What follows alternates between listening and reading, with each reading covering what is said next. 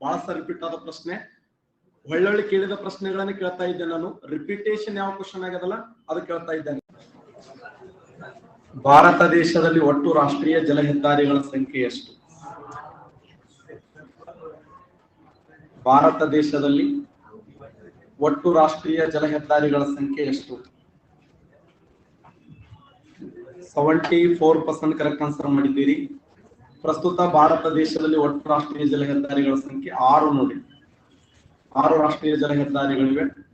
ಒಂದು ಗಂಗಾ ನದಿಯಿಂದ ಇದೆ, ಗಂಗಾ. 2 ಬ್ರಹ್ಮಪುತ್ರ, 3 ಪೆರಿಯಾರ್ ನದಿ, 4 ಕೃಷ್ಣ ಮತ್ತು ಗೋದಾವರಿ, 5 ಮಹಾನದಿ, 6 ಬಾರಕ್ ನದಿ. ಭಾರತ ದೇಶದಲ್ಲಿ ಒಟ್ಟು ರಾಷ್ಟ್ರೀಯ ಜಲ ಹೆದ್ದಾರಿಗಳ ಸಂಖ್ಯೆ 6. 1 ಗಂಗಾ ನದಿಯಲ್ಲಿದೆ, 2 ಬ್ರಹ್ಮಪುತ್ರ, 3 ಪೆರಿಯಾರ್ ನದಿ, 4 ಕೃಷ್ಣ ಗೋದಾವರಿ ಮಹಾನದಿ ಬಾರಕ್ ನದಿಯಲ್ಲಿ ಒಟ್ಟು 6 ರಾಷ್ಟ್ರೀಯ ಜಲ ಹೆದ್ದಾರಿಗಳನ್ನ ನೋಡ್ತೀವಿ.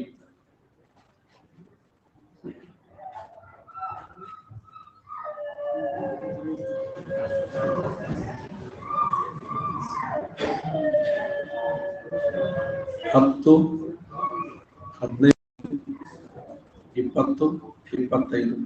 ಪ್ರಸ್ತುತ ಭಾರತ ದೇಶದಲ್ಲಿ ಒಟ್ಟು ಕೃಷಿ ವಲಯಗಳ ಸಂಖ್ಯೆ ಎಷ್ಟು? ಪ್ರಸ್ತುತ ಭಾರತ ದೇಶದಲ್ಲಿ ಒಟ್ಟು ಕೃಷಿ ವಲಯಗಳ ಸಂಖ್ಯೆ ಎಷ್ಟು? ಭಾರತ ದೇಶದಲ್ಲಿ ಕೃಷಿ ವಲಯಗಳ ಸಂಖ್ಯೆ, ರಾಷ್ಟ್ರದಲ್ಲಿ ಕೃಷಿ 15 ನೋಡಿ.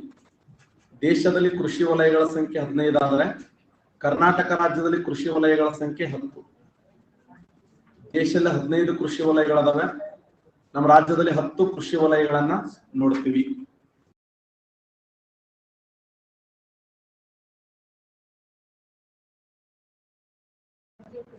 ಬಿಡೋದಲ್ಲ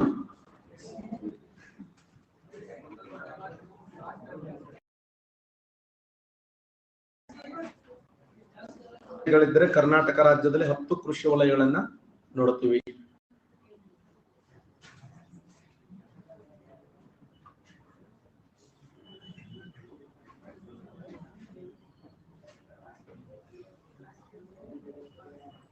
ಆರ್ಯರು, ದ್ರಾವಿಡರು,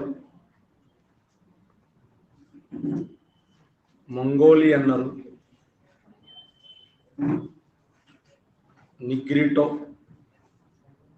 ತಜ್ಞರು ಈ ಕೆಳಗಿನ ಯಾರನ್ನ ಭಾರತ ದೇಶದ ಮೂಲ ನಿವಾಸಿಗರೆಂದು ಕರೆಯುತ್ತಾರೆ? ತಜ್ಞರು ಈ ಕೆಳಗಿನ ಯಾರನ್ನ ಭಾರತ ದೇಶದ ಮೂಲ ನಿವಾಸಿಗರೆಂದು ಕರೆಯುತ್ತಾರೆ?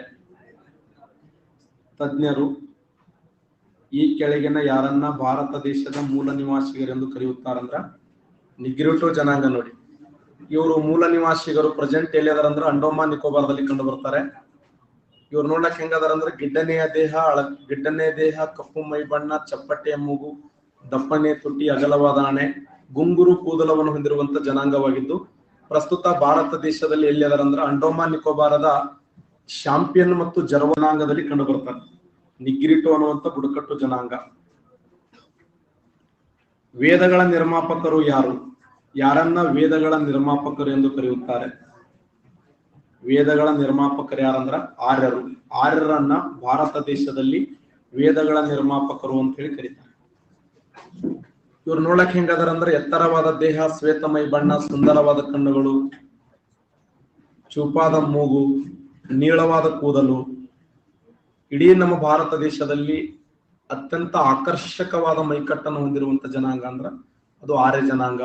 ಈ ಪ್ರೆಸೆಂಟ್ ಎಲ್ಲಿ ಅದರಂದ್ರೆ ಉತ್ತರ ಭಾರತದಲ್ಲಿ ಕಂಡು ಬರ್ತಾರೆ ಆರ್ಯರು.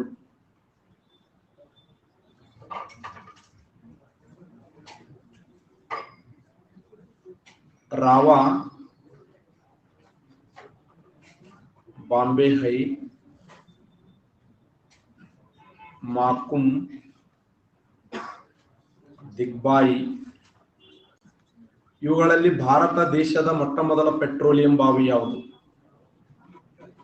ಭಾರತ ದೇಶದ ಮೊಟ್ಟ ಮೊದಲ ಪೆಟ್ರೋಲಿಯಂ ಬಾವಿ ಯಾವುದು?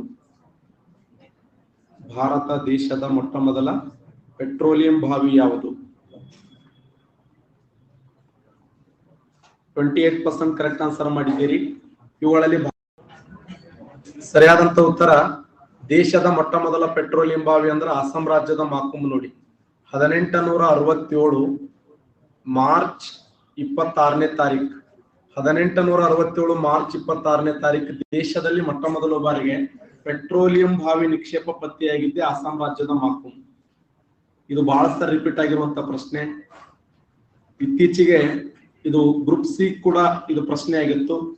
PSI ಅಂತೂ 3 ಬಾರಿ ಸತತ ಕೇಳಿದಂತ ಪ್ರಶ್ನೆ. ಯಾವ ಸ್ಥಳವನ್ನ ಸಾಗರ ಸಾಮ್ರಾಟ ಎಂದು ಕರೆಯುತ್ತಾರೆ? ಈ ಕೆಳಗಿನ ಯಾವ ಸ್ಥಳವನ್ನ ಸಾಗರ ಸಾಮ್ರಾಟ ಎನ್ನುವರು? ಈ ಕೆಳಗಿನ ಯಾವ ಸ್ಥಳವನ್ನು ಸಾಗರ ಸಾಮ್ರಾಟ ಎನ್ನುವರು ಅಂದ್ರೆ ಬಾಂಬೆ ಹೈ. ಬಾಂಬೆ ಹೈ ಅನ್ನುವಂತ ಸ್ಥಳ ಇದೆಯಲ್ಲ, ಇದನ್ನ ಸಾಗರ ಸಾಮ್ರಾಟ ಅಂತ ಕರೀತಾರೆ. ಈ ಸಾಗರ ಸಾಮ್ರಾಟ ಎಲ್ಲಿಂದ ಎಲ್ಲಿವರೆಗೆ ಅಂದ್ರ ಮುಂಬೈದಲ್ಲಿ, ಇಲ್ಲಿ ಪ್ಲೇಸ್ ಮುಂಬೈ ಪ್ಲೇಸ್ ಇದೆ. ಮುಂಬೈದಿಂದ 110 ಕಿಲೋಮೀಟರ್ ದೂರದಲ್ಲಿ ಬಾಂಬೆ ಹೈ ಅನ್ನುವಂತ ಒಂದು ಸ್ಥಳ. ಈ ಬಾಂಬೆ ಹೈ ಅನ್ನುವಂತ ಸ್ಥಳದಲ್ಲಿ ಇಲ್ಲಿರುವಂತ ವಿಜ್ಞಾನ ಮತ್ತು ತಂತ್ರಜ್ಞಾನ ಅಂದ್ರ ಭೂಮಿ ಒಳಗಡೆ ಇರುವಂತ ಪೆಟ್ರೋಲಿಯಂ ಅನ್ನ ಸಂಸ್ಕರಣೆ ಮಾಡುವಂತ ವಿಜ್ಞಾನ ಮತ್ತು ತಂತ್ರಜ್ಞಾನವನ್ನು ಏನಂತ ಕರೀತಾರ ಅಂದ್ರ ಬಾಂಬೆ ಹೈ. ಅಲ್ಲಿರುವ ವಿಜ್ಞಾನ ತಂತ್ರಜ್ಞಾನ, ಆ ಸಲಕರಣೆಗಳದವಲ್ಲ, ಎಷ್ಟು ಮೀಟರ್ ಒಳಗಡೆ ಹೋಗ್ಬೇಕಂದ್ರ 1400 ಮೀಟರ್ ಒಳಗಡೆ ಹೋಗ್ಬೇಕು. 2500 ಚದರ ಕಿಲೋಮೀಟರ್ ವಿಸ್ತೀರ್ಣದಲ್ಲಿರುವಂತ 491 ದಶಲಕ್ಷ ಟನ್ನದಷ್ಟಿರುವಂತ ಪೆಟ್ರೋಲಿಯಂ ಅನ್ನ ಶುದ್ಧೀಕರಣ ಮಾಡುವಂತ ಘಟಕಕ್ಕೆ ಏನಂತ ಕರೀತಾರಂದ್ರ ಸಾಗರ ಸಾಮ್ರಾಟ ಅಂತ ಹೇಳಿ ಕರೀತಾರೆ.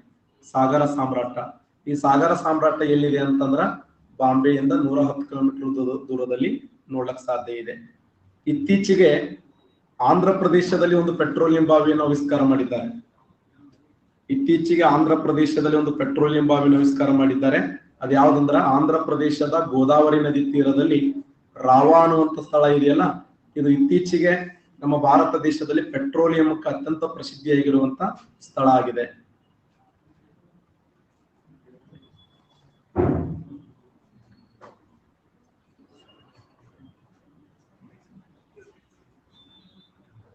ಜೈವಿಕ ಶಕ್ತಿ, ಪವನ ಶಕ್ತಿ, ಸೌರಶಕ್ತಿ, ಕಲ್ಲಿದ್ದಲು. ಇದರಲ್ಲಿ ಸಾಂಪ್ರದಾಯಿಕ ಶಕ್ತಿ ಮೂಲ ಯಾವುದು? ಇದರಲ್ಲಿ ಯಾವುದು ಸಾಂಪ್ರದಾಯಿಕ ಶಕ್ತಿ ಮೂಲವಾಗಿದೆ? ಶಬಾಷ್, 68% ಕರೆಕ್ಟ್ ಆನ್ಸರ್ ಮಾಡಿದ್ದೀರಿ. ಇದರಲ್ಲಿ ಯಾವುದು ಸಾಂಪ್ರದಾಯಿಕ ಶಕ್ತಿ ಮೂಲವಾಗಿದೆ ಅಂದ್ರ ಸರಿ ಉತ್ತರ ಕಲ್ಲಿದ್ದಲು. ರೈಟ್ ಆನ್ಸರ್ ನೋಡಿ.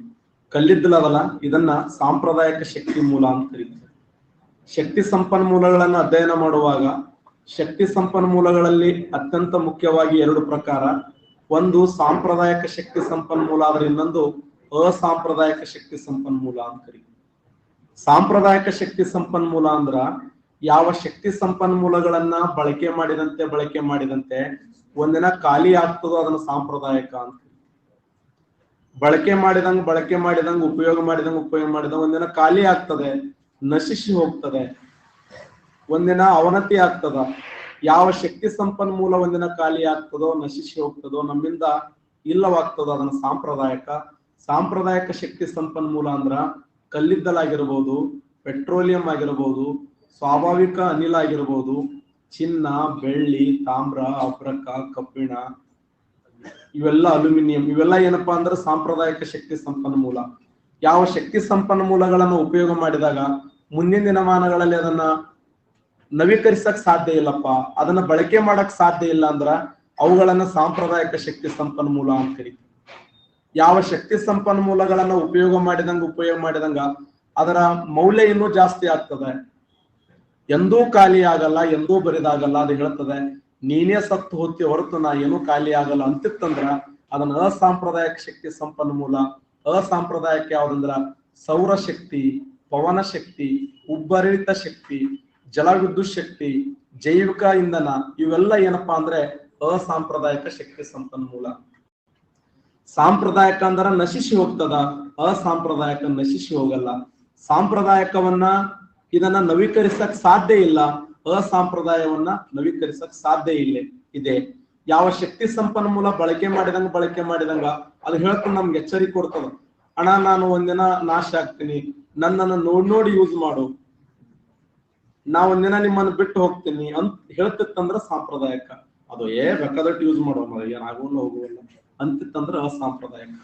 ಅಸಾಂಪ್ರದಾಯಿಕ ಶಕ್ತಿ ಸಂಪನ್ಮೂಲ ಅಂದ್ರ ಸೌರಶಕ್ತಿ, ಪವನ ಶಕ್ತಿ, ಜೈವಿಕ ಶಕ್ತಿ, ಉಬ್ಬರಳಿತ ಶಕ್ತಿ, ಗೊಬ್ಬರ ಗ್ಯಾಸ ಅಂದ್ರೆ ಒಂದೇ, ಬಯೋಗ್ಯಾಸ್ ಅಂದ್ರೆ ಒಂದೇ, ಜೈವಿಕ ಶಕ್ತಿ ಅಂದ್ರೆ ಒಂದೇ. ಇದನ್ನ ಅಸಾಂಪ್ರದಾಯಿಕ ಶಕ್ತಿ ಸಂಪನ್ಮೂಲ ಅಂತ ಹೇಳಿ ಕರಿತೀವಿ. ಇದರಲ್ಲಿ ಯಾವುದು ಇಂಗಾಲದ ಬಹುರೂಪವಾಗಿದೆ? ಇಂಗಾಲದ ಬಹುರೂಪ ಯಾವುದು? 86% ಎಕ್ಸಲೆಂಟ್. ಇಂಗಾಲದ ಬಹುರೂಪ ಯಾವ್ದಂದ್ರೆ ಕಲ್ಲಿದ್ದಲು. ಕಲ್ಲಿದ್ದಲನ್ನ ಇಂಗಾಲದ ಬಹುರೂಪ ಅಂತ ಕರಿತೀವಿ. ಕಲ್ಲಿದ್ದಲ ಅದಲ್ಲ, ಇದನ್ನ ಇಂಗಾಲದ ಬಹುರೂಪ. ಇಂಗಾಲದ ಬಹುರೂಪ ಅಂದ್ರೆ ಕಲ್ಲಿದ್ದಲು. ಭೂಮಿ ಒಳಗಡೆ ಹೋಗಿರುವಂತ ಮರ ಏನಾಗಿದೆ ಅಂದ್ರೆ ಭೂಕಂಪದ ಹೊಡೆತಕ್ಕೆ ಭೂಮಿ ಒಳಗೆ ಹೋಗ್ಬಿಟ್ಟದು. ಲಕ್ಷಾಂತರ ವರ್ಷಗಳ ನಂತರ ಮರ ಏನಾಗ್ತಂದ್ರೆ ಕಲ್ಲಿದ್ದಲಾಗ್ತದೆ.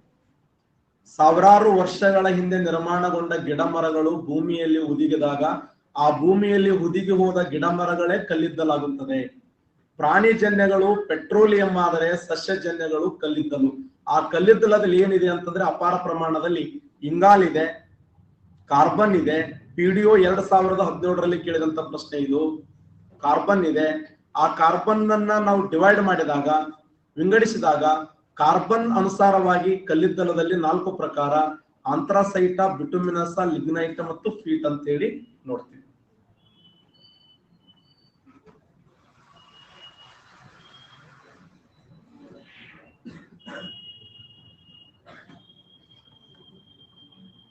ತಾಮ್ರ, ಅಲ್ಯೂಮಿನಿಯಂ, ಚಿನ್ನ, ಕಬ್ಬಿಣ.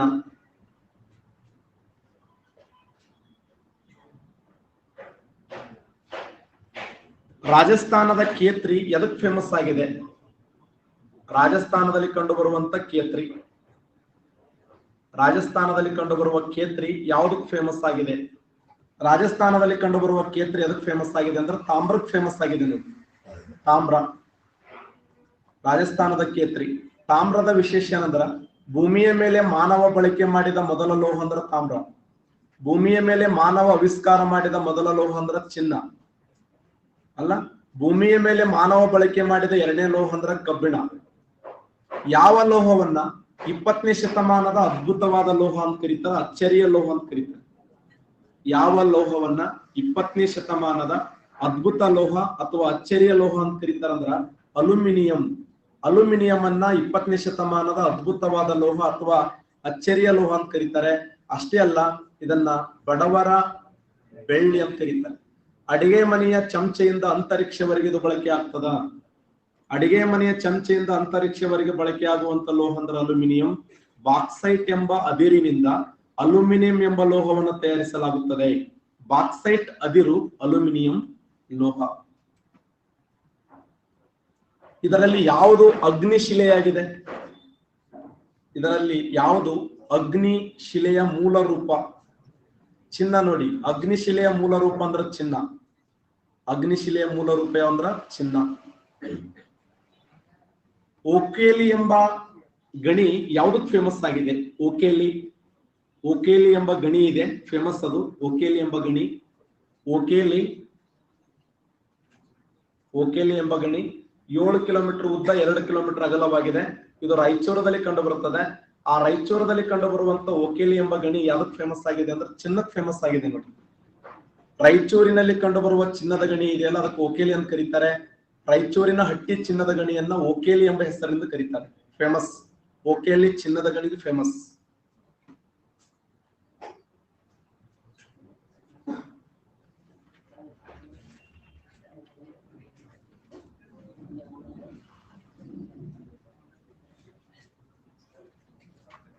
ONGC, TC. ಭಾರತ ಥರ್ಮಲ್ ವಿದ್ಯುತ್ ಘಟಕಗಳನ್ನ ನಿಯಂತ್ರಿಸುವ ಸಂಸ್ಥೆ ಯಾವುದು? ಭಾರತದ ಥರ್ಮಲ್ ಘಟಕಗಳನ್ನ ನಿಯಂತ್ರಿಸುವ ಸಂಸ್ಥೆ ಯಾವುದು? ಇವತ್ತು ನಮ್ಮ ಬಸವನ ಬಾಗೇವಾಡಿಯಲ್ಲಿ ಕೂಡಿಗೆ ಅನ್ನುವಂತ ಒಂದು ಸ್ಥಾವರ ಇದೆ. ಆ ಕೂಡಿಗೆ ಸ್ಥಾವರ ಅಲ್ಲಿರುವಂತ ವಿದ್ಯುತ್ ಅದನ್ನ ಕಂಟ್ರೋಲ್ ಮಾಡೋರು ಯಾರಂದ್ರೆ NTPC ನೋಡಿ, national thermal power corporation. National thermal power corporation Bharat ದೇಶದಲ್ಲಿ ಈ ಪರಮಾಣು ಏನು ಕಲ್ಲಿದ್ದಲು ಆಗಿರ್ಬೋದು, ಡೀಸೆಲ್ ಆಗಿರ್ಬೋದು, ಅದರಿಂದ ಉತ್ಪಾದನೆ ಆಗುವ ಶಕ್ತಿ ಕಂಟ್ರೋಲ್ ಮಾಡೋರು ಯಾರಂದ್ರ ನ್ಯಾಷನಲ್ ಥರ್ಮಲ್ ಪವರ್ ಕಾರ್ಪೊರೇಷನ್ ಅಂತ ಹೇಳಿ ಕರಿತೀವಿ. ಭಾರತ್ನ ಅಲ್ಲ, ONGC, IOCL, BSNL, NTPC ಯಾವುದು ಮಹಾರತ್ನ ಅಲ್ಲ ನೋಡಿ. ಭಾರತ ದೇಶದಲ್ಲಿ 11 ಮಹಾರತ್ನಗಳದಾವೆ. ಆ 11 ಮಹಾರತ್ನಗಳಲ್ಲಿ BSNL ಇಲ್ಲ. ಇಂಪಾರ್ಟೆಂಟ್. ಯಾವುದು ಮಹಾರತ್ನ ಅಲ್ಲ ಅಂದ್ರೆ BSNL ಅನ್ನೋದು ಮಹಾರತ್ನ ಅಲ್ಲ, ನೆನ್ಪಿಡಿ. ಸತತ 5 ಎಲ್ಲ ಗೌರ್ಮೆಂಟ್ ಕಂಪನಿಗಳೇ ಸತತ 5,000 ಕೋಟಿ ನಿವ್ವಳ ಲಾಭ ಗಳಿಸಿರ್ತಕ್ಕಂಥ ಸರ್ಕಾರಿ ವಲಯದ ಶಕ್ತಿಗಳನ್ನ, ಕಂಪನಿಗಳನ್ನ ಮಹಾರತ್ನಗಳಂತ ಕರೀತಾರೆ. ಪ್ರಸ್ತುತ ಭಾರತ ದೇಶದಲ್ಲಿ 11 ಮಹಾರತ್ನಗಳದಾವೆ. ಆ 11 ಮಹಾರತ್ನಗಳಲ್ಲಿ ಅತಿ ದೊಡ್ಡ ಮಹಾರತ್ನ ಅಂದ್ರ ONGC. ONGC ನೆನ್ಪಿಡಿ. 1948 ಕೈಗಾರಿಕಾ ಇದೆ, 1956 ಕಂಪನಿ ಕಾಯ್ದೆ, 1991 ನೂತನ ಕೈಗಾರಿಕಾ ಇದೆ, 2006 ಕೈಗಾರಿಕಾ ಇದೆ. ಇದರಲ್ಲಿ ಯಾವುದನ್ನ ಭಾರತದ ಕೈಗಾರಿಕೆಗಳ ಸಂವಿಧಾನ ಎನ್ನುವರು? ಯಾವ ಕಾಯ್ದೆಯನ್ನ ಭಾರತದ ಕೈಗಾರಿಕೆಗಳ ಸಂವಿಧಾನ ಎನ್ನುವರು? ಬಹಳ ರಿಪೀಟ್ ಆದ ಪ್ರಶ್ನೆ, ಒಳ್ಳೊಳ್ಳೆ ಕೇಳಿದ ಪ್ರಶ್ನೆಗಳನ್ನ ಕೇಳ್ತಾ ಇದ್ದೇನೆ ನಾನು. ರಿಪಿಟೇಷನ್ ಯಾವ ಕ್ವಶನ್ ಆಗದಲ್ಲ ಅದು ಕೇಳ್ತಾ ಇದ್ದೇನೆ. ಯಾವ ಕಾಯ್ದೆಯನ್ನ ಭಾರತದ ಕೈಗಾರಿಕೆಗಳ ಸಂವಿಧಾನ ಎನ್ನುವರು ಅಂತಂದ್ರೆ 1956 ಕಂಪನಿ ಕಾಯ್ದೆ ನೋಡಿ. 1956 ಕಂಪನಿ ಕಾಯ್ದೆ ಇಲ್ಲ, ಈ ಕಂಪನಿ ಕಾಯ್ದೆಯನ್ನ ಭಾರತ ದೇಶದ ಕೈಗಾರಿಕೆಗಳ ಸಂವಿಧಾನ ಎನ್ನುವರು. ಯಾವ ಕಾಯ್ದೆಯನ್ನ ಭಾರತದ ಕೈಗಾರಿಕೆಗಳ ಸಂವಿಧಾನ ಎನ್ನುವರು ಅಂದ್ರೆ ಕಂಪನಿ ಕಾಯ್ದೆ 1956. ಸೆಕೆಂಡ್ 2ನೇ ಪಂಚವಾರ್ಷಿಕ ಯೋಜನೆಯಲ್ಲಿ ಜಾರಿಗೆ ಬಂದಿದೆ. ಇದು ಸೆಕೆಂಡ್ 5th ಇಯರ್ ಪ್ಲಾನ್ ಅಂತ ಕರೀತಾರೆ. 2ನೇ ಪಂಚವಾರ್ಷಿಕ ಯೋಜನೆಯಲ್ಲಿ ಜಾರಿಗೆ ಬಂದಂತ ಕಾಯ್ದೆ. ಯಾವ ವೈಸರಾಯ ಭಾರತ ದೇಶದಲ್ಲಿ ಮೊಟ್ಟ ಮೊದಲು ಬಾರಿಗೆ ಫ್ಯಾಕ್ಟರಿ ಆಕ್ಟ್ ಅನ್ನ ಜಾರಿಗೆ ತಂದ? ಫ್ಯಾಕ್ಟರಿ ಆಕ್ಟ್ ಅನ್ನ, ಎಕ್ಸಲೆಂಟ್, ವೆರಿ ಗುಡ್ ವಿಠಲ್ ಅವರೇ, ನೂತನ್ ಅವರೇ. ಫಸ್ಟ್ ಫ್ಯಾಕ್ಟರಿ ಆಕ್ಟ್ ಅನ್ನ ಜಾರಿಗೆ ತಂದಿದ್ದು 1881ರಲ್ಲಿ ಬಾಲ ಕಾರ್ಮಿಕ ನಿಷೇಧ ಕಾಯ್ದೆಯ ಅನುಸಾರವಾಗಿ ಫಸ್ಟ್ ಫ್ಯಾಕ್ಟರಿ ಆಕ್ಟ್ ಅನ್ನು ಜಾರಿಗೆ ತಂದವರು ಅವರೇ, ಲಾರ್ಡ್ ರಿಪ್ಪನ್. ಲಾರ್ಡ್ ರಿಪ್ಪನ್ ನಮ್ಮ ದೇಶದಲ್ಲಿ ಫಸ್ಟ್ ಫ್ಯಾಕ್ಟರಿ ಆಕ್ಟ್ ಅನ್ನು ಜಾರಿಗೆ ತಂದ ಕೀರ್ತಿ ಲಾರ್ಡ್ ರಿಪ್ಪನ್ ಅವರಿಗೆ ಸಲ್ಲುತ್ತದೆ. Lord Ripon.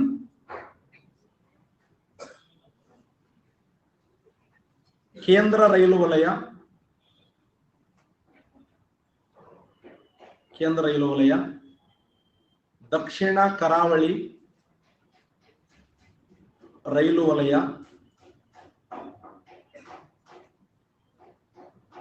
ಆಗ್ನೇಯ ಮಧ್ಯ ರೈಲು ವಲಯ, ಈಶಾನ್ಯ ಗಡಿ ರೈಲು ವಲಯ, ಕಲ್ಕತ್ತಾ,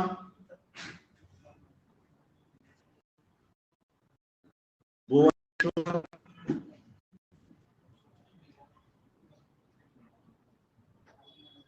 बिलासपुर,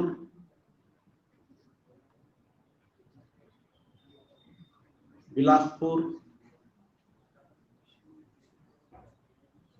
ಗೋರಖ್ಪುರ್. ಇದರಲ್ಲಿ ಯಾವುದು ಸರಿಯಾಗಿದೆ? ಕೇಂದ್ರ ರೈಲು ವಲಯ ಕಲ್ಕತ್ತಾ, ದಕ್ಷಿಣ ಕರಾವಳಿ ರೈಲು ವಲಯ ಭುವನೇಶ್ವರ್, ಆಗ್ನೇಯ ಮಧ್ಯ ರೈಲು ವಲಯ ಬಿಲಾಸ್ಪುರ್, ಈಶಾನ್ಯ ಗಡಿ ರೈಲು ವಲಯ ಗೋರಖ್ಪುರ್. ಯಾವುದು ಸರಿಯಾಗಿದೆ? ಈ ತರ ಆನ್ಸರ್ ನೀವು ಕರೆಕ್ಟ್ ಬರೆದ್ರಿ ಅಂತಂದ್ರೆ ಸಕ್ಸಸ್ ಆಗ್ತೀರಿ. ರೈಲು ವಲಯದ ಮೇಲೆ ಒಂದು ಕ್ವಶನ್ ಗ್ಯಾರಂಟಿ ಇದ್ದೇ ಇರ್ತದೆ. ಸರಿಯಾದ ಉತ್ತರ ಇಲ್ಲಿ ರೈಟ್ ಆನ್ಸರ್ ಆಗ್ನೇಯ ಮಧ್ಯ ರೈಲು ವಲಯ ಇದೆಯಲ್ಲ ಬಿಲಾಸ್ಪುರ್, ಇದು ಒಂದು ಮಾತ್ರ ಸರಿಯಾಗಿದೆ. ಕೇಂದ್ರ ರೈಲು ವಲಯ ಅಂದ್ರೆ ಮುಂಬೈ, ದಕ್ಷಿಣ ಕರಾವಳಿ ರೈಲು ವಲಯ ಅಂದ್ರೆ ವಿಶಾಖಪಟ್ಟಣ, ಈಶಾನ್ಯ ಗಡಿ ರೈಲು ವಲಯ ಅಂತಂದ್ರೆ ಗೌಹಾಟಿ. ನಮ್ಮ ಭಾರತ ದೇಶದ ರೈಲು ವಲಯಗಳು ಒಂದ್ಸರಿ ಹೇಳ್ಬಿಡುತ್ತೆ ನೋಡಿ. ಉತ್ತರ ರೈಲು ವಲಯ ದೆಹಲಿ, ದಕ್ಷಿಣ ಚೆನ್ನೈ, ಪಶ್ಚಿಮ ಮುಂಬೈ, ಪೂರ್ವ ಕಲ್ಕತ್ತಾ, ಉತ್ತರ ಮಧ್ಯ ಅಲಹಾಬಾದ್, ದಕ್ಷಿಣ ಮಧ್ಯ ಸಿಕಂದ್ರಾಬಾದ್, ಪಶ್ಚಿಮ ಮಧ್ಯ ಜಬಲ್ಪುರ್, ಪೂರ್ವ ಮಧ್ಯ ಹಾಜಿಪುರ್, ಕೇಂದ್ರ ಮುಂಬೈ, ನೈಋತ್ಯ ಹುಬ್ಬಳ್ಳಿ, ವಾಯುವ್ಯ ಜೈಪುರ್, ಈಶಾನ್ಯ ಗೋರಖ್ಪುರ್, ಆಗ್ನೇಯ ಕಲ್ಕತ್ತಾ, ಆಗ್ನೇಯ ಮಧ್ಯ ಬಿಲಾಸ್ಪುರ್, ದಕ್ಷಿಣ ಕರಾವಳಿ ವಿಶಾಖಪಟ್ಟಣ, ಪೂರ್ವ ಕರಾವಳಿ ಭುವನೇಶ್ವರ್, ಈಶಾನ್ಯ ಗಡಿ ಗೌಹಾತಿ, ಮೆಟ್ರೋ ಕಲ್ಕತ್ತಾ ರೈಲು ನಿಗಮ, ಕೊಂಕಣಿ ರೈಲು ನಿಗಮ ಮುಂಬೈ. ನೋಡಿ ಈ ತರ ಪಟ ಪಟ ಪಟ ಪಟ ಪಟ ಹೇಳ್ಬೇಕು ನೀವು ಅಲ್ಲಿ, ಅಂದ್ರೆ ಎಕ್ಸಾಮ್ ವರ್ಕ್ ಆಗ್ತದೆ ಮೈಂಡ್. ಉತ್ತರ ರೈಲು ವಲಯ ದೆಹಲಿ, ದಕ್ಷಿಣ ಚೆನ್ನೈ, ಪಶ್ಚಿಮ ಮುಂಬೈ, ಪೂರ್ವ ಕಲ್ಕತ್ತಾ, ಉತ್ತರ ಮಧ್ಯ ಅಲಹಾಬಾದ್, ದಕ್ಷಿಣ ಮಧ್ಯ ಸಿಕಂದರಾಬಾದ್, ಪಶ್ಚಿಮ ಮಧ್ಯ ಜಬಲ್ಪುರ್, ಪೂರ್ವ ಮಧ್ಯ ಹಾಜಿಪುರ್, ಕೇಂದ್ರ ಮುಂಬೈ, ನೈಋತ್ಯ ಹುಬ್ಬಳ್ಳಿ, ವಾಯುವ್ಯ ಜೈಪುರ್, ಈಶಾನ್ಯ ಗೋರಖ್ಪುರ್, ಆಗ್ನೇಯ ಕಲ್ಕತ್ತಾ, ಆಗ್ನೇಯ ಮಧ್ಯ ಬಿಲಾಸ್ಪುರ್, ದಕ್ಷಿಣ ಕರಾವಳಿ ವಿಶಾಖಪಟ್ಟಣ, ಪೂರ್ವ ಕರಾವಳಿ ಭುವನೇಶ್ವರ್, ಈಶಾನ್ಯ ಗಡಿ ಗೌಹಾತಿ, ಮೆಟ್ರೋ ರೈಲು ವಲಯ ಕಲ್ಕತ್ತಾ. ರೈಲು ನಿಗಮ ಅಂತ ಕರೆದರೆ ಇದನ್ನ ಸಪರೇಟ್ ಆಗಿ ವಿಂಗಡಿಸಿದ್ರು. ರೈಲು ನಿಗಮ 3 ರಾಜ್ಯಗಳು, ಒಂದು ಮಹಾರಾಷ್ಟ್ರ, ಗೋವಾ, ಕರ್ನಾಟಕ ರಾಜ್ಯಕ್ಕೆ ಸಂಬಂಧಪಟ್ಟಂತೆ ರೈಲು ನಿಗಮ, ಸಪರೇಟ್ ಆಗಿರುವಂತ ರೈಲು ನಿಗಮ. Very important. ಯಾಕಂದ್ರೆ ಇದು 13 ದೊಡ್ಡ ಸೇತುವೆಗಳು, 130 ಚಿಕ್ಕ ಸೇತುವೆಗಳು, 80 ಸುರಂಗ ಮಾರ್ಗಗಳ ಮೂಲಕ ಕ್ರಾಸ್ ಆಗ್ತದೆ. 13 ನದಿಗಳನ್ನ ದಾಟಿ ಹೋಗ್ತದೆ, ದೊಡ್ಡ ದೊಡ್ಡ ನದಿಗಳನ್ನ, ಪ್ರಮುಖವಾದಂತ ನದಿಗಳನ್ನ ಕ್ರಾಸ್ ಮಾಡ್ತದೆ. ಅದ್ರಾಗ ನಮ್ದು ಶರಾವತಿ ಒಂದು, ಈ ಮೈನಾ ಫಿಲ್ಮ್ ದಾಗ ಶೂಟ್ ಮಾಡಿರ, ಮತ್ತೆ ಚೆನ್ನೈ ಎಕ್ಸ್ಪ್ರೆಸ್ ಶೂಟ್ ಮಾಡಿರ ನೋಡಿದನ್, ಬಹಳ ಅದ್ಭುತವಾಗಿರುವಂತ ದೂದ್ ಸಾಗರ್ ಮೇಲೆ ಹಾದು ಹೋಗ್ತದೆ. ಯಾವುದು ಕೊಂಕಣಿ ರೈಲು ನಿಗಮ ನೋಡಿದಾಗ ರೋಮಾಂಚನ ಅನಿಸ್ತದೆ. ಇಡೀ ಭಾರತ ದೇಶದಲ್ಲಿ ಒಂದು ಅಟ್ರಾಕ್ಟ್ ಆಗಿರುವಂತ ರೈಲು ಭಾಗ ಯಾವ್ದಂದ್ರೆ ಕೊಂಕಣಿ ರೈಲು ನಿಗಮ ಅಂತ ಹೇಳಿ ನಾವು ನೋಡ್ತೀವಿ. ಇದರಲ್ಲಿ ದಕ್ಷಿಣ ಕರಾವಳಿ ಇದೆಯಲ್ಲ, ಇತ್ತೀಚೆಗೆ ಸ್ಥಾಪನೆ ಆಗಿರುವಂತ ರೈಲು ವಲಯ ನೋಡಿ. ಇತ್ತೀಚೆಗೆ ಸ್ಥಾಪನೆ ಆಗಿರುವ ರೈಲು ಅಂದ್ರೆ, ಇತ್ತೀಚೆಗೆ ಅಂದ್ರೆ ಏನು, 2019 ಫೆಬ್ರವರಿ 27ನೇ ತಾರೀಕು ಪಿಯೂಷ್ ಗೋಯಲ್ ಅವರು ರೈಲ್ವೆ ಸಚಿವರಿದ್ದಾರಲ್ಲ, ಆ ಸಮಯದಲ್ಲಿ ಘೋಷಣೆ ಆಗಿರುವಂತ ಕೊನೆಯ ರೈಲು ಯಾವುದು ಅಂದ್ರ ಅದು ದಕ್ಷಿಣ ಕರಾವಳಿ ರೈಲು ವಲಯ ಅಂತ ಕರಿತೀವಿ. ದಕ್ಷಿಣ ಕರಾವಳಿ ರೈಲು ವಲಯದ ಕೇಂದ್ರ ಕಚೇರಿ ಆಂಧ್ರ ಪ್ರದೇಶದ ವಿಶಾಖಪಟ್ಟಣದಲ್ಲಿ ನೋಡ್ತೀವಿ. ಭಾರತದ ರೈಲು ವಿಶ್ವವಿದ್ಯಾಲಯ ಎಲ್ಲಿದೆ ಅಂತ ಮನೆ ಕ್ವಶನ್ ಆಗಿತ್ತು. ಭಾರತ ದೇಶದ ರೈಲು ವಿಶ್ವವಿದ್ಯಾಲಯ ಕಂಡು ಬರೋದಲ್ಲಿ ಎಸ್ ಪುನೀತ್ ಅವರೇ ರೈಟ್ ಆನ್ಸರ್. ಗುಜರಾತ್ ರಾಜ್ಯದ ವಡೋದರದಲ್ಲಿ ಭಾರತದ ರೈಲು ವಿಶ್ವವಿದ್ಯಾಲಯವನ್ನು ನೋಡ್ತೀವಿ ನೋಡಿ, ವಡೋದರ. ಗುಜರಾತ್ ರಾಜ್ಯದ ವಡೋದರದಲ್ಲಿ ರೈಲ್ವೆ ಯೂನಿವರ್ಸಿಟಿಯನ್ನು ನೋಡ್ತೀವಿ. ಭಾರತದ ರೈಲು ವಿಶ್ವವಿದ್ಯಾಲಯ ಎಲ್ಲಿದೆ ಅಂದ್ರೆ ಗುಜರಾತ್ ರಾಜ್ಯದ ವಡೋದರ.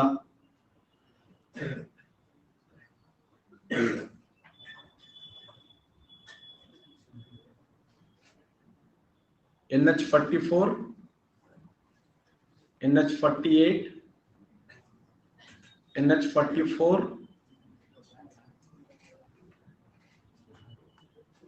41, NH50.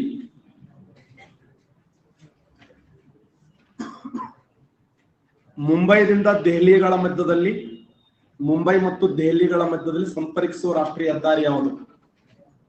ಮುಂಬೈ ಮತ್ತು ದೆಹಲಿ, ಮುಂಬೈ ಟು ದೆಹಲಿ. ಮುಂಬೈ ಮತ್ತು ದೆಹಲಿಗಳ ಮಧ್ಯೆ ಕನೆಕ್ಟ್ ಮಾಡುವ ರಾಷ್ಟ್ರೀಯ ಹೆದ್ದಾರಿ ಯಾವ್ದಂದ್ರ ಎಸ್ ಶ್ರೀಕಾಂತ್, ವಿಜಯ್, ಮೌನೇಶ್, ಮಲ್ಲು, ಸವಿತಾ, ವೀರೇಶ್, ಸಂದೀಪ್, ಚಂದನಿ, ಸಚಿನ್. ಸರಿಯಾದಂತ ಉತ್ತರ NH48 ನೋಡಿ. ಸರ್ NH48 ಮನೆ ಬೇರೆ ಹೇಳಿರಲ್ಲ ನೋಡಿ. NH48 ಇದು ಚೆನ್ನೈದಿಂದ ಮುಂಬೈಗೂ ಕನೆಕ್ಟ್ ಮಾಡ್ತದ, ಮುಂಬೈದಿಂದ NH48.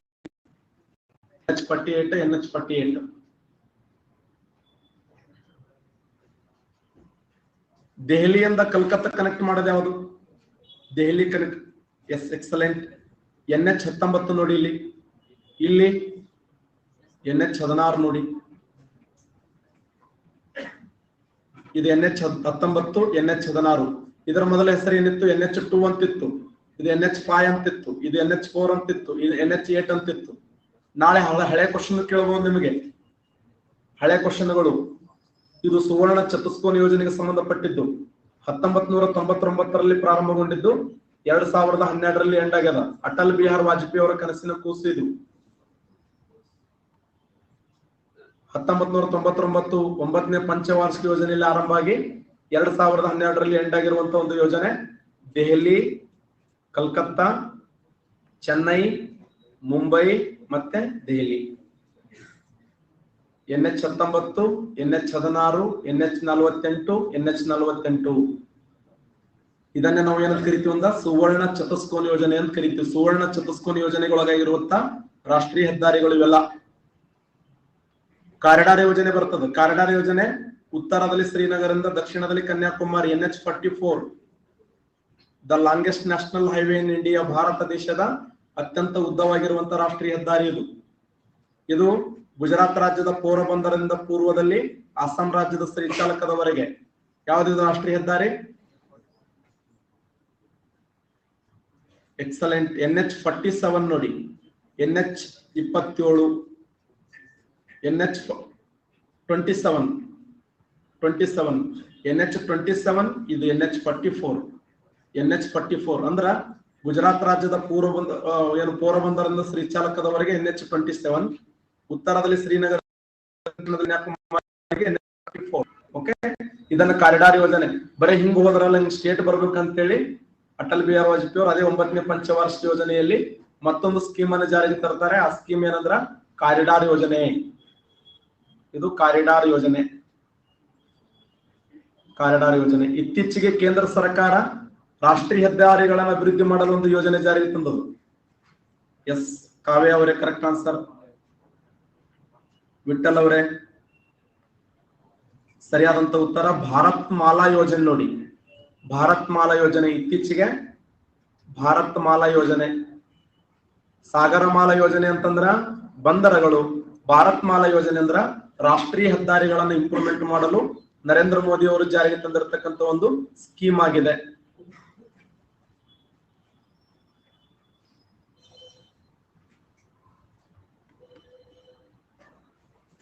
ಓಲ್ಡ್ ಕ್ವಶನ್ ಪೇಪರ್ ಗಳನ್ನು ಜಾಸ್ತಿ ಬಿಡಿಸಕ್ ಪ್ರಯತ್ನ ಮಾಡ್ರಿ.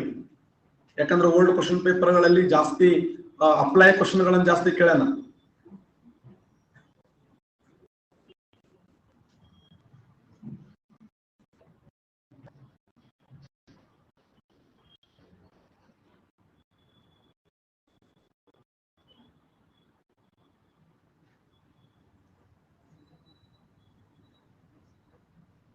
ನೋಡಿ ಇಲ್ಲಿ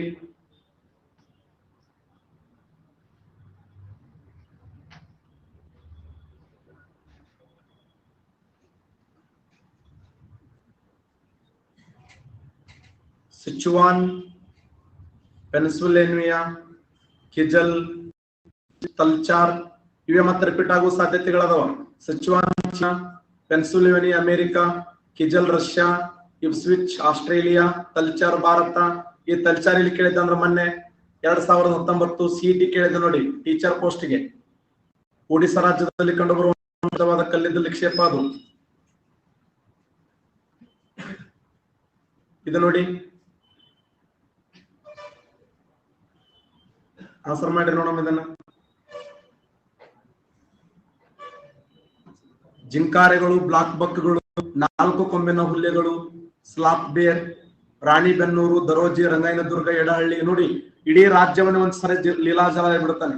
ನಮ್ಮ ರಾಜ್ಯದಲ್ಲಿ 33 ವನ್ಯಜೀವಿ ಧಾಮಗಳದಾವ. ಆ 33 ವನ್ಯಜೀವಿ ಧಾಮಗಳಲ್ಲಿ ಫೇಮಸ್ ಯಾವುವು? ಜಿಂಕಾರೆಗಳು, ಬ್ಲಾಕ್ ಬಕ್ಗಳು, 4 ಕೊಂಬಿನ ಹುಲ್ಲೆಗಳು, ಸ್ಲಾತ್ ಬೇರ್.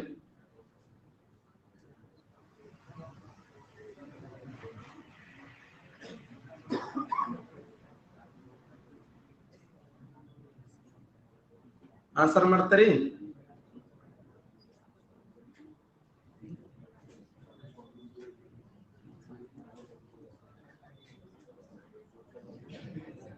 ನೋಡಿ, 56% ಕರೆಕ್ಟ್ ಆನ್ಸರ್ ಮಾಡಿದ್ದೀರಿ. ಎಕ್ಸಲೆಂಟ್, 56%. ಒಂದೇ ಆನ್ಸರ್ ಇಲ್ಲಿ C3 ಕರೆಕ್ಟ್ ಆದ ನೋಡಿ. C3 ಕರೆಕ್ಟ್ ಆದ. 4 ಕೊಂಬಿನ ಹುಲ್ಲೆಗಳು, ರಂಗಾಯನದುರ್ಗ. C3 ಒಂದು ಕರೆಕ್ಟ್ ಆನ್ಸರ್ ಮಾಡಿ ಮುಗಿದು ಹೋಗ್ಬಿಡ್ತು. ಜಿಂಕಾರೆಗಳಲ್ಲಿ ಬರ್ತವೆ ಎಡಹಳ್ಳಿಯಲ್ಲಿ, ಬಾಗಲಕೋಟೆ ಜಿಲ್ಲೆ ಮುಧೋಳ ತಾಲೂಕು. ಸ್ಲಾತ್ ಬೇರ್ಗಳು ದರೋಜಿ, ಬ್ಲಾಕ್ ಬಕ್ ಹಾವೇರಿ ಜಿಲ್ಲೆ ರಾಣಿಬೆನ್ನೂರು.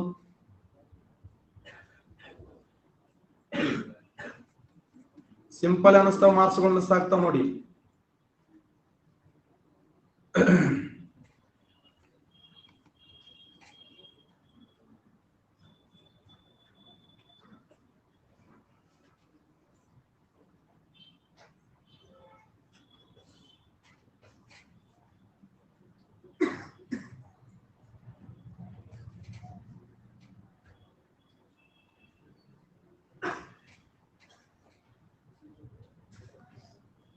ರಾಜ್ಯಗಳ ಇದಕ್ಕೆ ಸಂಬಂಧಪಟ್ಟಂತೆ ನೋಡಿ, 1953ರಲ್ಲಿ ರಾಜ್ಯಗಳ ಪುನರ್ರಚನಾ ಆಯೋಗ ಇವರ ಅಧ್ಯಕ್ಷತೆ ಮತ್ತು ಸದಸ್ಯತ್ವ ರಚನೆ ಮಾಡಲಾಯಿತು.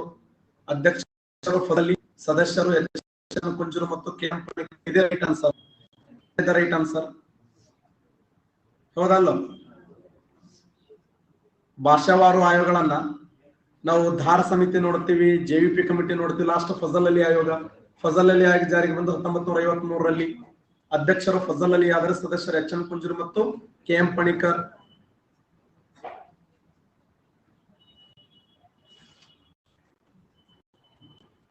ಆನ್ಸರ್ ಮಾಡಿ ನೋಡೋಣ.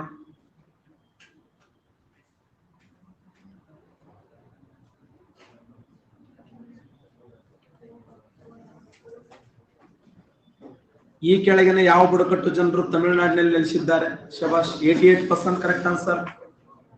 ತೋಡ ಜನಾಂಗ.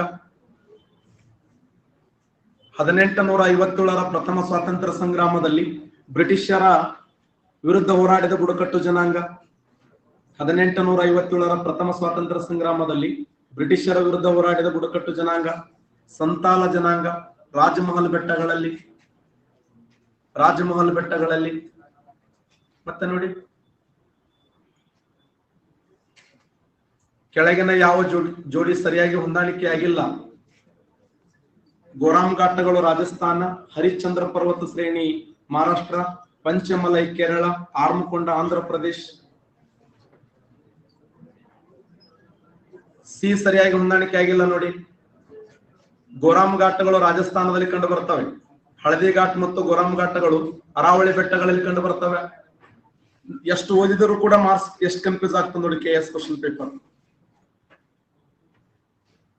ಅರಾವಳಿ ಬೆಟ್ಟಗಳಲ್ಲಿ ಅತಿ ಎತ್ತರವಾದ ಶಿಖರ ಗುರು ಶಿಖರ, ಪ್ರಪಂಚದ ಅತ್ಯಂತ ಹಳೆಯದಾದ ಮಡಿಕೆ ಪರ್ವತಗಳು ಮೌಂಟ್ ಅಬು ಇದೆ, ಗೋರನ್ ಘಾಟ್ ಇದೆ, ಹಳದಿ ಘಾಟ್ ಇದೆ. ಮಹಾರಾಷ್ಟ್ರದಲ್ಲಿ ಹರಿಶ್ಚಂದ್ರ ಪರ್ವತ ಶ್ರೇಣಿಗಳದಾವೆ. ಆಂಧ್ರ ಪ್ರದೇಶದಲ್ಲಿ ಆರಂಕೊಂಡ ಇದೆ. ಕೇರಳ ರಾಜ್ಯದಲ್ಲಿ ಅಣ್ಣಾಮಲೈ ಬೆಟ್ಟಗಳು, ಪಳನಿ ಬೆಟ್ಟಗಳು, ಕಾರ್ಮಂ ಬೆಟ್ಟಗಳು, ಅತ್ಯಮಲೈ ಬೆಟ್ಟಗಳದ ಹೊರತು ಪಂಚಮಲೈ ಬೆಟ್ಟಗಳು ಕಂಡು ಬರುವುದು ತಮಿಳುನಾಡಲ್ಲಿ. ಪಂಚಮಲೈ ಬೆಟ್ಟಗಳು ಎಲ್ಲಿದಾವ ಅಂದ್ರೆ ತಮಿಳುನಾಡದಲ್ಲಿ ಇದಾವೆ. ಕಚ್ಚಮಲೈ, ಪಚ್ಚಮಲೈ, ಜಂಗಿ, ಜವಡಿ ಅವೆಲ್ಲಿ ಕಂಡು ಬರ್ತಾವಂದ್ರ ತಮಿಳುನಾಡಲ್ಲಿ ಕಂಡು ಬರ್ತವೆ.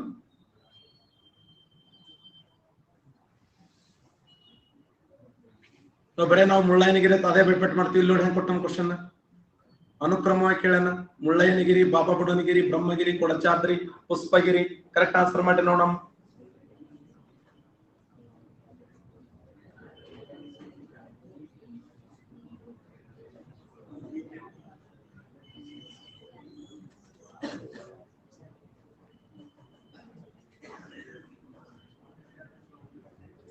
ನೋಡಿ, ನಿಮ್ಮ ಸಾಕಷ್ಟು ಬಾರಿ ಹೇಳಿ ನಾನು, ಕರ್ನಾಟಕ ರಾಜ್ಯದ ಅತಿ ಎತ್ತರವಾದ ಶಿಖರಗಳನ್ನು ತೆಗೆದುಕೊಂಡಾಗ ನಮ್ಮ ರಾಜ್ಯದ ಅತಿ ಎತ್ತರವಾದ ಶಿಖರ ಮುಳ್ಳಯ್ಯನಗಿರಿ, ಬಾಬಾ ಬುಡನಗಿರಿ, ಕುದುರೆಮುಖ, ದೇವಿರಮ್ಮನ ಬೆಟ್ಟ, ರುದ್ರಗಿರಿ, ಪುಷ್ಪಗಿರಿ, ಬ್ರಹ್ಮಗಿರಿ, ಕೊಡಚಾದ್ರಿ. ರಾಜ್ಯದ ಎತ್ತರವಾದ ಶಿಖರಗಳು ಮುಳ್ಳಯ್ಯನಗಿರಿ, ಬಾಬಾ ಬುಡನಗಿರಿ, ಕುದುರೆಮುಖ, ದೇವಿರಮ್ಮನ ಬೆಟ್ಟ, ರುದ್ರಗಿರಿ, ಪುಷ್ಪಗಿರಿ, ಬ್ರಹ್ಮಗಿರಿ, ಕೊಡಚಾದ್ರಿ. ಲಾಸ್ಟ್ ಇದೆ ನೋಡಿ ಡಿ. ಇಲ್ಲಿ ಎರಡು ಕನ್ಫ್ಯೂಸ್ ಮಾಡಿ ನಾವು. ಪುಷ್ಪಗಿರಿ ಫಸ್ಟ್ ಬರ್ತದೆ, ಅದಾದ ಮೇಲೆ ಬ್ರಹ್ಮಗಿರಿ ಇದೆ. ಎ ಬಿ ಕರೆಕ್ಟ್ ಇದೆ. ಮುಳ್ಳಯ್ಯನಗಿರಿ, ಬಾಬಾ ಬುಡನಗಿರಿ. ಬರೇ ಎತ್ತರವಾದ ಕರ್ನಾಟಕದ ಒಂದು ಶಿಖರ ಮತ್ತೆ ಉಳಿದ ಕ್ವಶನ್ ಕೇಳ್ತಾ ಹೋಗ್ತಾರೆ. ಇಲ್ಲಿ ನೋಡಿ, ಸಿಂಪಲ್ ಕ್ವಶನ್ ಇದೆ ಅದು. ಭಾರತದ ಯಾವ ರಾಜ್ಯವು ಅತಿ ಹೆಚ್ಚು ಸೋಯಾಬೀನ್ ಉತ್ಪಾದನೆ ಮಾಡುತ್ತದೆ? ಶಬಾಷ್, 90% ಕರೆಕ್ಟ್ ಆನ್ಸರ್ ಮಾಡಿದ್ದೀರಿ. ಮಧ್ಯಪ್ರದೇಶ್. ಗರಿಷ್ಠ ಪ್ರಮಾಣದಲ್ಲಿ ಸೋಯಾಬೀನ್ ಬೆಳೆಯುವಂತ ರಾಜ್ಯ ಯಾವ್ದಂದ್ರೆ ಮಧ್ಯಪ್ರದೇಶ್. ದೇಶದಲ್ಲಿ ಅತಿ ಹೆಚ್ಚಿನ ಪ್ರಮಾಣದಲ್ಲಿ ಸೋಯಾಬೀನ್ ಬೆಳೆಯುವಂತ ರಾಜ್ಯ ಮಧ್ಯಪ್ರದೇಶ್. ಅತಿ ಹೆಚ್ಚು ಈರುಳ್ಳಿ ಬೆಳೆಯುವ ರಾಜ್ಯ ಯಾವ್ದು ದೇಶದಲ್ಲಿ? ಗರಿಷ್ಠ ಪ್ರಮಾಣದಲ್ಲಿ ಈರುಳ್ಳಿಯನ್ನು ಉತ್ಪಾದನೆ ಮಾಡುವ ರಾಜ್ಯ ರೈಟ್ ಆನ್ಸರ್ ಮಹಾರಾಷ್ಟ್ರ. ರೈಟ್ ನೋಡಿ, ಹೈಯೆಸ್ಟ್ ಈರುಳ್ಳಿಯನ್ನು ಬೆಳೆಯುವಂತ ರಾಜ್ಯ ಯಾವ್ದಂದ್ರೆ ಮಹಾರಾಷ್ಟ್ರ.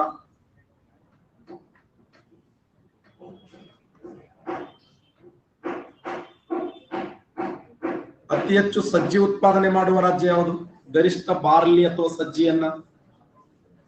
ಸಜ್ಜಿ ಬೆಳೆಯುವ ರಾಜ್ಯ. ಸರಿಯಾದಂತ ಉತ್ತರ ರಾಜಸ್ಥಾನ್ ನೋಡಿ. ಸರಿಯಾದಂತ ಉತ್ತರ ರಾಜಸ್ಥಾನ್. ಹೈಯೆಸ್ಟ್ ಸಜ್ಜಿ ಬೆಳೆಯುವಂತ ರಾಜ್ಯ ರಾಜಸ್ಥಾನ್.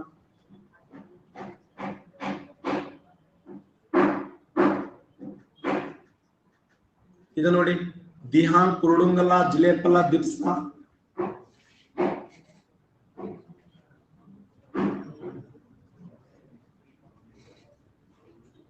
ಸಿಂಪಲ್ ಇದೆ ನೋಡಿ.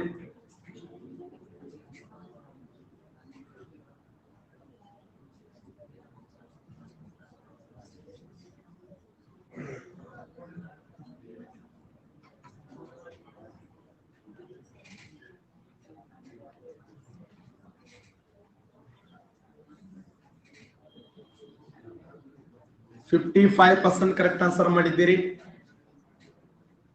ದಿಹಾನ್ ಕಣಿವೆ ಮಾರ್ಗ ಎಲ್ಲಿದೆ ಅಂತಂದ್ರೆ, ದಿಹಾನ್ ಕಣಿವೆ ಮಾರ್ಗ ಅರುಣಾಚಲ ಪ್ರದೇಶ್, ದಿಬ್ಸಾ ಹಿಮಾಚಲ ಪ್ರದೇಶ್, ಜಿಲೇಪಲ ಸಿಕ್ಕಿಂ, ಕುರುಡುಂಗಲ ಜಮ್ಮು ಕಾಶ್ಮೀರ್,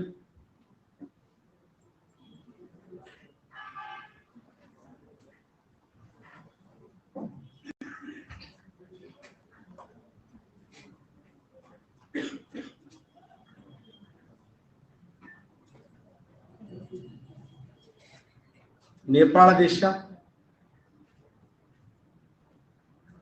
ಚೀನಾ ದೇಶ, Bharat, Pakistan.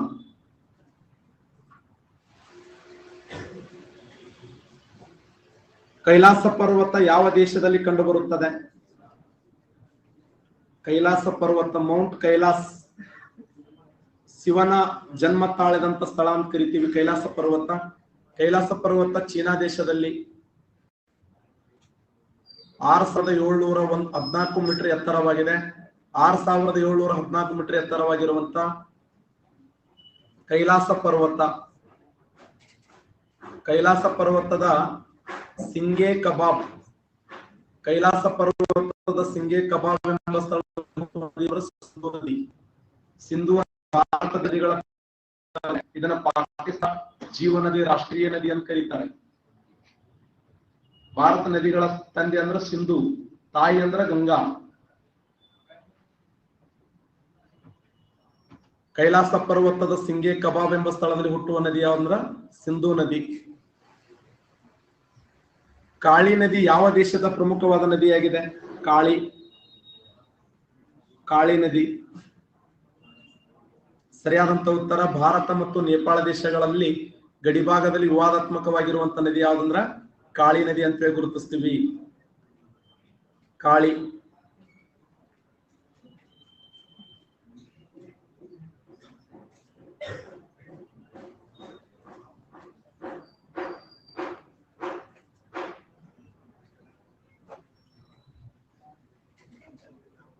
IT, BT, eighty,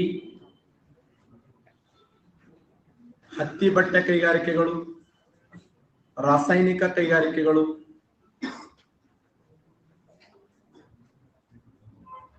ಉಕ್ಕು,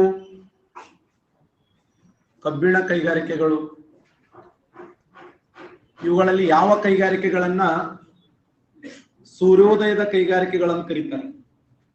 ಯಾವ ಕೈಗಾರಿಕೆಗಳನ್ನ ಸೂರ್ಯೋದಯದ ಕೈಗಾರಿಕೆಗಳೆಂದು ಕರೆಯುತ್ತಾರೆ? ಯಾವ ಕೈಗಾರಿಕೆಗಳನ್ನ ಸೂರ್ಯೋದಯದ ಕೈಗಾರಿಕೆಗಳನ್ನು ಕರೀತಾರೆ? ಸೂರ್ಯೋದಯದ ಕೈಗಾರಿಕೆಗಳು important. Information technology, biotechnology, advance technology, ಇವುಗಳಿಗೆ ಏನಂತ ಕರೀತಾರಂದ್ರ ಸೂರ್ಯೋದಯದ ಕೈಗಾರಿಕೆಗಳು ಅಂತ ಕರೀತಾರೆ. ಸೂರ್ಯೋದಯದ ಕೈಗಾರಿಕೆಗಳು IT, AT, information technology, biotechnology, advance technology, ಇವುಗಳನ್ನ ಏನ್ ಕರೀತಾರಂದ್ರೆ ಸೂರ್ಯೋದಯದ ಕೈಗಾರಿಕೆಗಳು ಅಂತ ಹೇಳಿ ಕರೀತಾರೆ. S, excellent. ಜ್ಞಾನಾಧಾರಿತ ಕೈಗಾರಿಕೆಗಳಂದ್ರು ಒಂದೇ, ಸೂರ್ಯೋದಯದ ಕೈಗಾರಿಕೆಗಳಂದ್ರು ಒಂದೇ.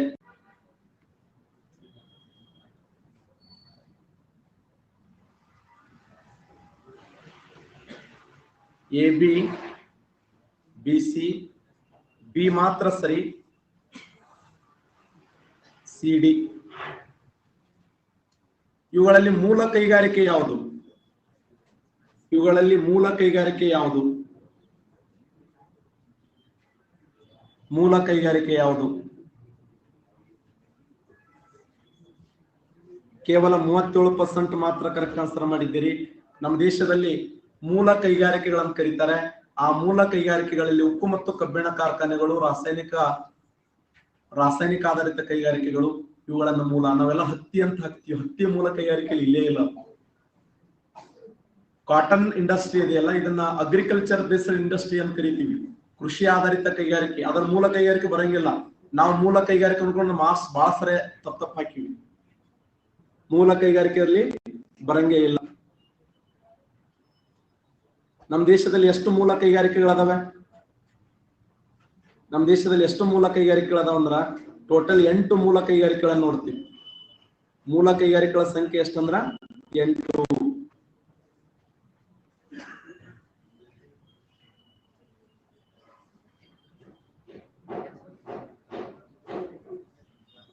ಅಪ್ಪಿಕೋ, ಚಿಕ್ಕೋ, ಪಶ್ಚಿಮ ಘಟ್ಟ,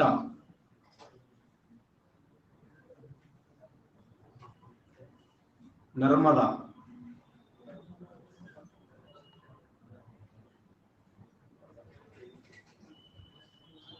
ಪಾಂಡುರಂಗ ರಾವ್ ಹೆಗಡೆ, ಸುಂದರ್ಲಾಲ್ ಬಹುಗುಣ, ಸಂಜಯ್ ಕುಮಾರ್, ಬಾಬಾ ಆಮ್ಟೆ,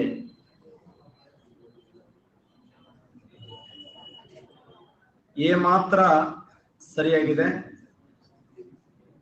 ಬಿ ಸಿ ಮಾತ್ರ ಸರಿಯಾಗಿದೆ, ಎ ಬಿ ಸಿ ಮಾತ್ರ ಸರಿಯಾಗಿದೆ, ಮೇಲಿನ ಎಲ್ಲವೂ ಸರಿಯಾಗಿದೆ. ಅಪ್ಪಿಕೋ ಚಳವಳಿಯ ನಾಯಕರು ಪಾಂಡುರಂಗರಾವ್ ಹೆಗಡೆ, ಚಿಕ್ಕೋ ಚಳವಳಿಯ ನಾಯಕರು ಸುಂದರ್ಲಾಲ್ ಬಹುಗುಣ, ಪಶ್ಚಿಮ ಘಟ್ಟಗಳು ಇತ್ತೀಚೆಗೆ ಸಂಜಯ್ ಕುಮಾರ್ ಸಮಿತಿ ನೇಮಕ ಮಾಡಲಾಯಿತು. ನರ್ಮದಾ ನದಿಯ ಉಳಿವಿಗಾಗಿ ನಡೆದ ಹೋರಾಟ ನರ್ಮದಾ ಬಚಾವೋ. ಆ ನರ್ಮದಾ ಬಚಾವೋ ಆಂದೋಲನದಲ್ಲಿ ಬಾಬಾ ಆಮ್ಟೆ ಕೂಡ ಒಬ್ರು. Baba Amte, a social reformer in Maharashtra, he set up Anandwan from leprosy patient. ಇವರು ಮಹಾರಾಷ್ಟ್ರದ ಶ್ರೇಷ್ಠ ಸಾಮಾಜಿಕ ಸುಧಾರಕರಾಗಿದ್ದು ಒಂದು ಆನಂದವನ ಅಂತೇಳಿ ಒಂದು ಆಶ್ರಮ ಪ್ರಾರಂಭ ಮಾಡ್ತಾರೆ. ಅದು ಕುಷ್ಠರೋಗಿಗಳ ಸಲುವಾಗಿ. ಅಷ್ಟೇ ಅಲ್ಲದೆ ನರ್ಮದಾ ನದಿಯ ಉಳಿವಿಗಾಗಿ ನಡೆದಂತ ನರ್ಮದಾ ಬಚಾವೋ ಆಂದೋಲನದಲ್ಲಿ ಮೇಧಾ ಪಟ್ಕರ್ ಅವರು ಬಿಟ್ರೆ ಇವರೇ ಅತ್ಯಂತ ಮುಖ್ಯವಾಗಿರುವಂತಹ ಹೋರಾಟಗಾರರು. ಅಲ್ಲ, ಬಾಬಾ ಆಮ್ಟೆ